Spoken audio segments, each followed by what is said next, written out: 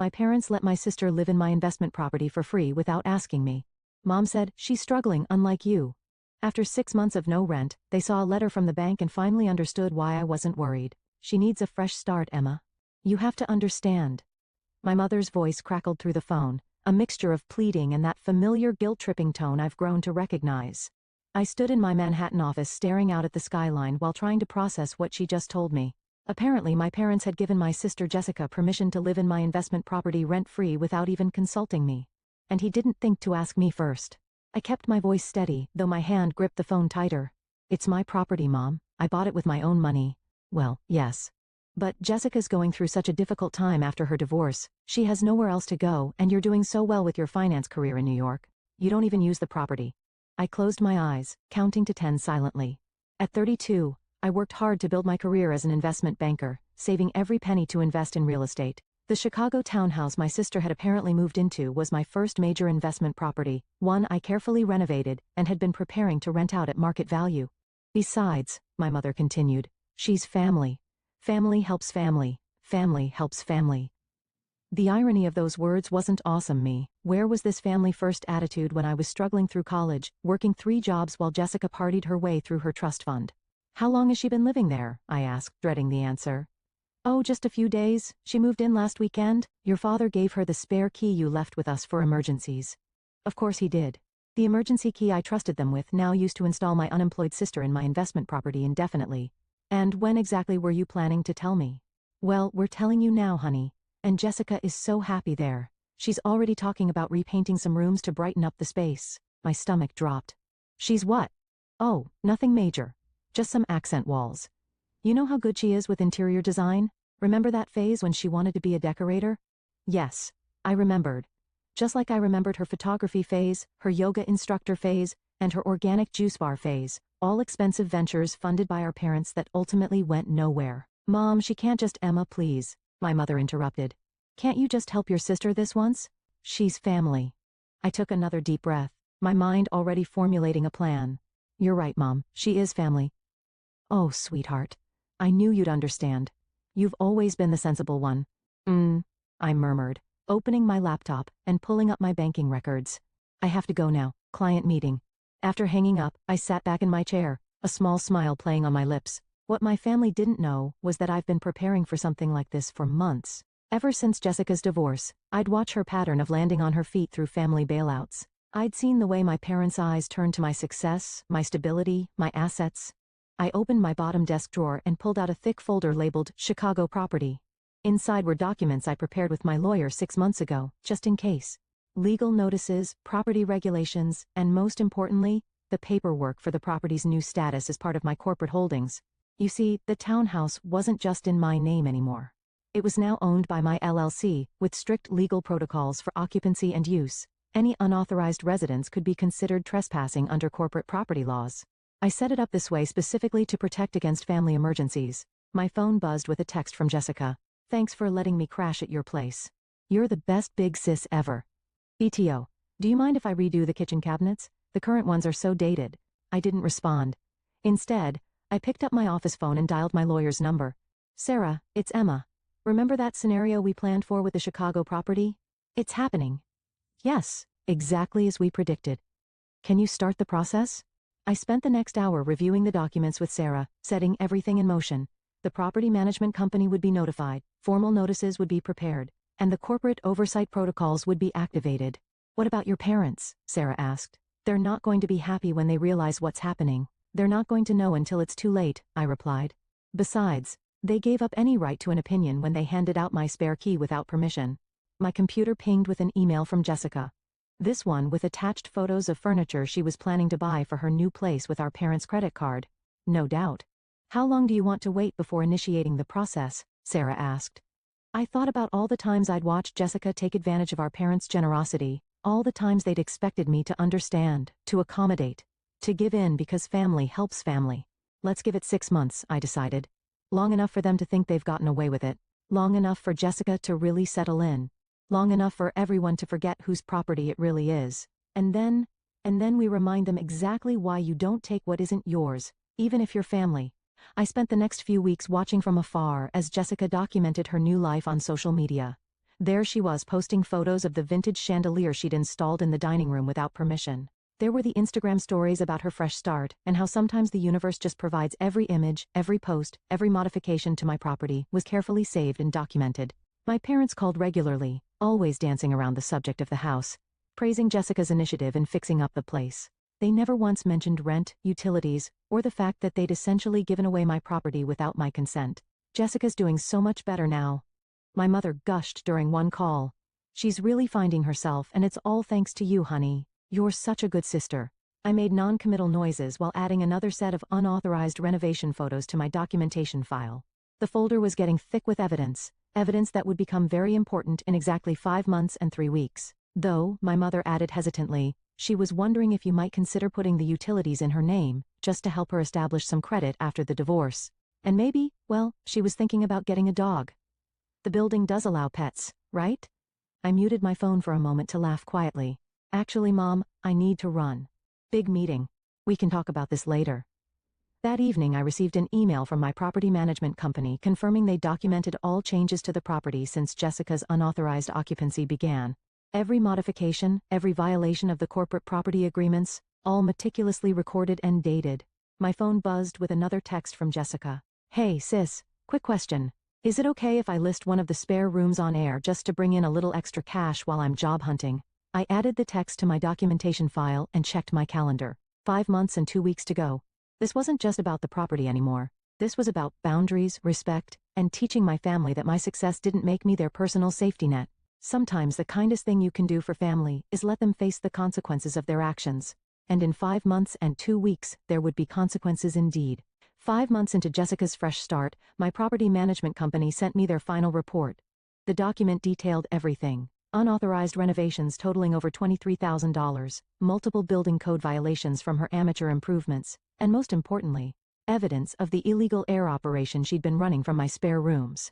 I sat in my office reviewing the photos and documentation.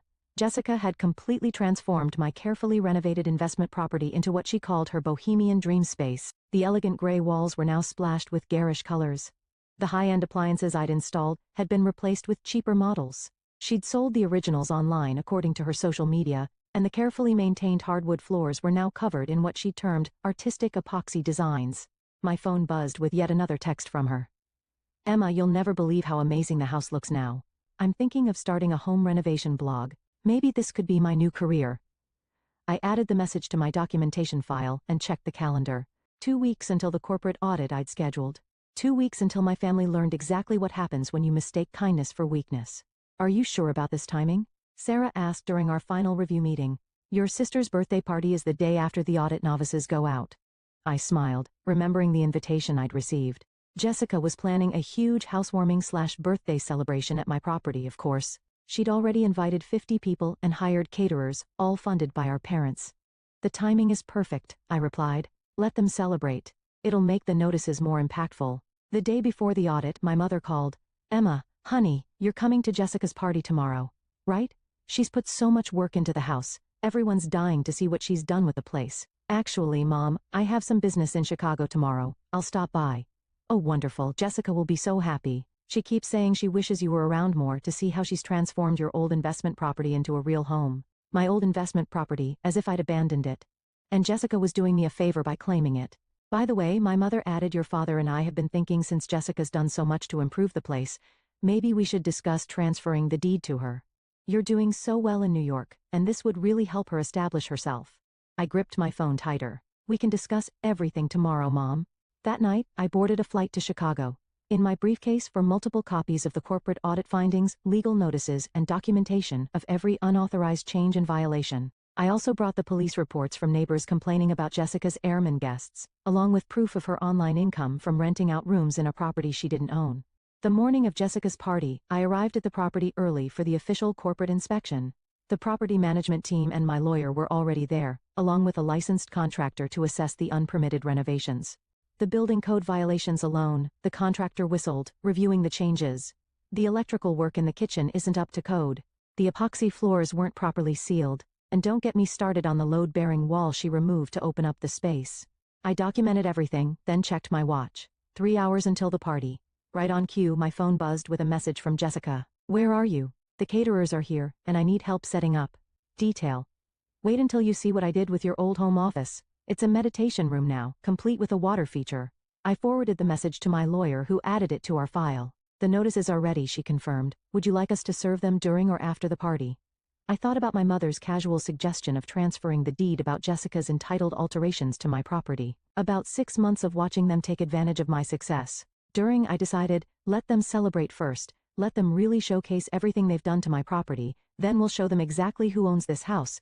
And it's not just me anymore. The guests started arriving at 4. I watched from my car as Jessica welcomed everyone, playing the role of proud homeowner. Through the windows, I could see my parents beaming as she gave tours, probably bragging about all her improvements. At exactly 5:30, as the party was in full swing, my property management team arrived with the official notices. I stepped out of my car, straightened my jacket, and walked toward the house I'd bought with years of hard work and careful planning. Time to remind my family that sometimes the most expensive lessons are the ones you thought would be free. Emma. Jessica squealed as I walked in, rushing to hug me. You're finally here, isn't the house amazing? I've done so much with it. Behind her I saw my parents' faces light up. They hadn't noticed the team of people following me in, clipboards and documents in hand. Yes, I said calmly. Let's talk about exactly what you've done with my property.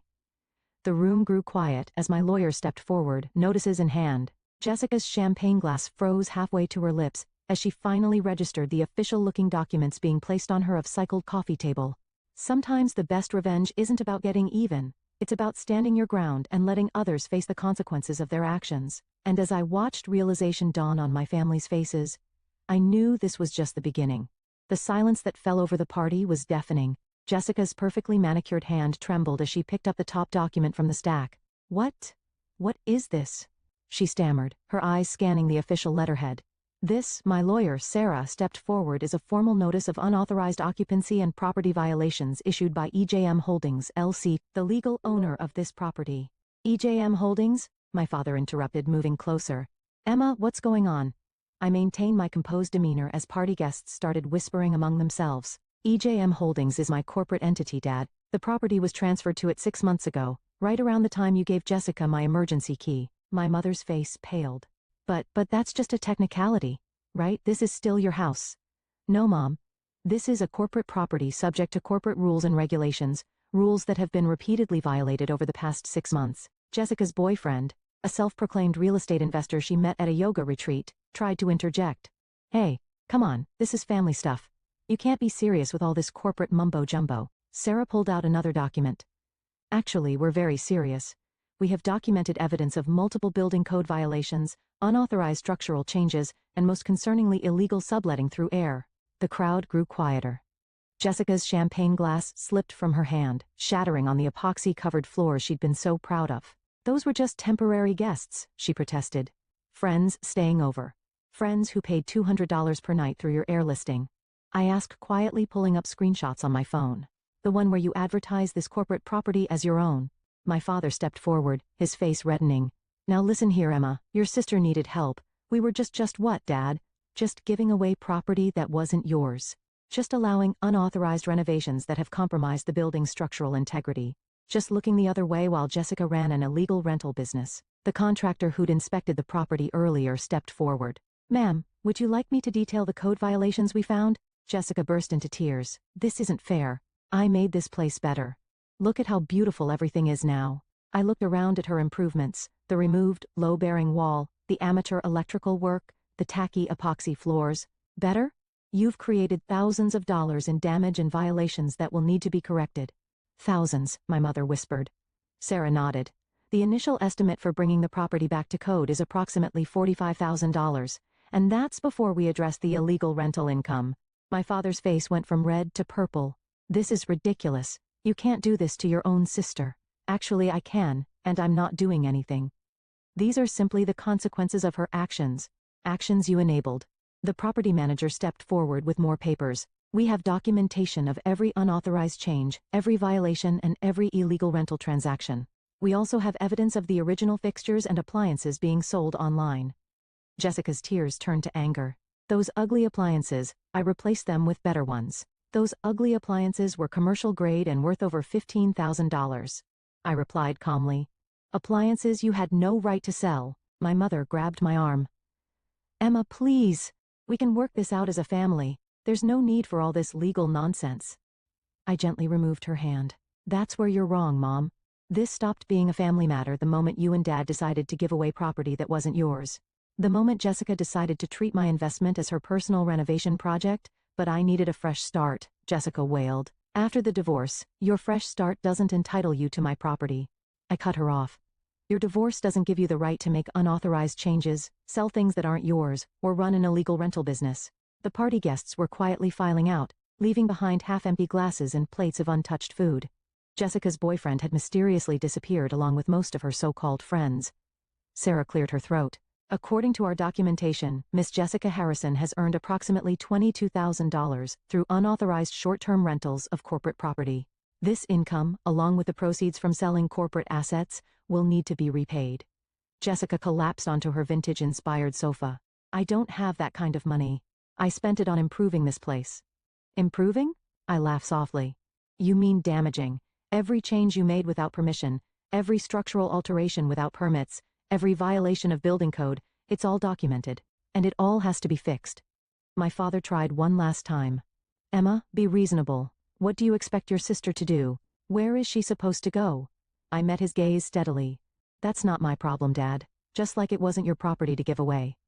Jessica has exactly 30 days to vacate the premises and begin repayment of damages and illegal rental income. 30 days, my mother gasped. But all her things are here. She's built a life here. She built a life on stolen property, Sarah interjected. The 30 days is a courtesy.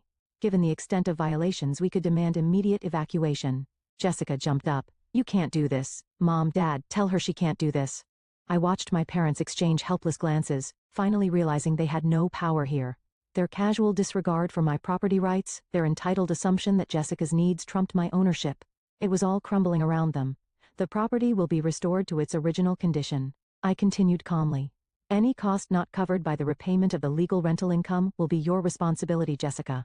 And yes, we will pursue legal action if necessary. Legal action, my mother whispered. You'd sue your own sister.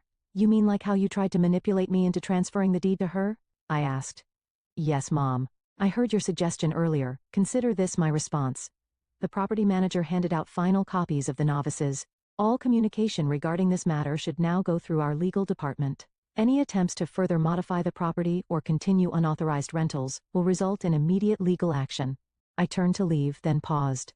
Oh, and Jessica, happy birthday. Consider this your wake-up call. Sometimes the best gifts are the lessons we never wanted to learn. As I walked out of the house, my house, I heard Jessica's sobs, my mother's pleading, and my father's angry muttering. But for the first time in months, I felt at peace. Sometimes standing your ground means being the bad guy in someone else's story, but I'd rather be the bad guy than the doormat they tried to make me. Let them call me cruel, let them paint me as the heartless corporate sister who wouldn't help family. I knew the truth.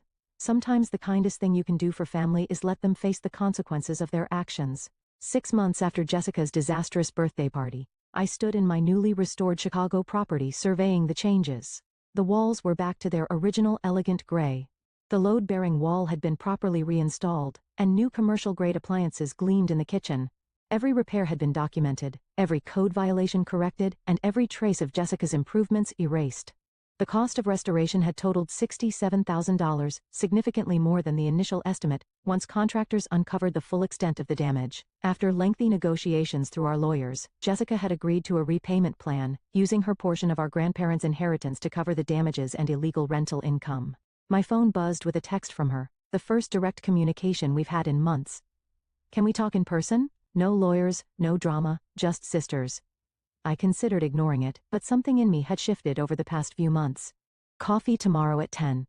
The shop across from my property. When I arrived at the coffee shop the next morning, I almost didn't recognize my sister. Gone were the bohemian clothing and carefree attitude. Instead, Jessica sat in business casual attire, a laptop open in front of her, looking professional. Thanks for meeting me, she said quietly as I sat down. I've been doing a lot of thinking. Oh, I kept my tone neutral, noting the spreadsheets on her screen. You were right, she admitted, surprising me about everything. I took advantage. I assumed that because you were successful, because you were my sister, I had some right to your property. I didn't respect what you built. I sipped my coffee waiting. These past months have been educational, she continued. Living with Mom and Dad again, actually having to budget, facing real consequences. She laughed softly. Turns out I'm not as helpless as everyone thought. She turned her laptop toward me. On the screen was a business plan for a legitimate home staging company. Remember how I used to talk about interior design? Well, I'm actually doing it properly this time, taking courses, getting certified, building a real business plan. No shortcuts, no handouts. And the funding? I asked, genuinely curious. I'm starting small, using the skills I have, building a portfolio. Once I've proven myself, I'll apply for a proper business loan. No more relying on family money. Or she hesitated, or taking what isn't mine. For the first time in years, I saw my sister really saw her. Not the entitled woman who had taken over my property, but the person she could be when she actually tried. Mom and Dad aren't happy, she admitted. They wanted me to fight the repayment plan to guilt you into backing down, but I wouldn't. I needed this wake-up call, and we all did. She pulled out a check. This is the first installment. I know it's going through the lawyers officially, but I wanted to hand you one in person to show you I mean it. I looked at the check, then back at my sister. Keep it, I said finally. Put it toward your certification courses instead. Her eyes widened. But the repayment plan still stands, I clarified. But this one payment, consider it an investment in your future, a legitimate one this time. Tears welled in her eyes. But these weren't the manipulative tears I was used to. I'm so sorry, Emma, for everything. I know. We sat in comfortable silence for a moment before she spoke again. Dad's selling his boat to help cover the repairs. He said it's the least he can do since he gave away your key. And Mom's actually talking to a therapist about her enabling tendencies. I raised an eyebrow. This was unexpected. Your actions didn't just wake me up, Jessica explained. They made all of us look at our patterns, how we took advantage, how we justified it because of family ties. She gathered her things, preparing to leave for her certification class. I'm not asking for forgiveness yet. I know I need to earn that. But I want you to know you did the right thing. Even if it felt cruel at the time, you did what none of us have the courage to do. You broke the cycle. After she left, I walked back to my property. The afternoon sun streamed through the windows, highlighting everything that had been restored. But maybe I realized more than just the property had been fixed. That evening, I received an email from my father. The subject line read, "Apology and amends." Dear Emma, it began. I'm selling my boat and some other assets. Not because Jessica asked me to, but because I need to make this right. I gave away your key, betrayed your trust, and then had the audacity to defend it. You deserve better from your father. I saved the email, noting how different it felt from his usual defensive responses. Change, it seemed, was possible when you force people to face the consequences of their actions. The next day, my property manager sent over the final restoration photos. Looking at them, I realized something profound. This hadn't just been about protecting my investment. It had been about establishing boundaries, demanding respect, and making the hard choice to prioritize justice over temporary peace. The property was mine again, truly mine. But more importantly, my family was finally learning to respect not just my ownership, but my right to stand up for myself. Sometimes, the biggest gift you can give your family is the opportunity to grow up. Even if that opportunity comes wrapped in legal notices and hard lessons. And sometimes, the strongest foundations are built not on endless giving, but on firm boundaries and earned respect. Standing in my restored property, I smiled. The walls weren't just repaired, they were stronger. And so was I.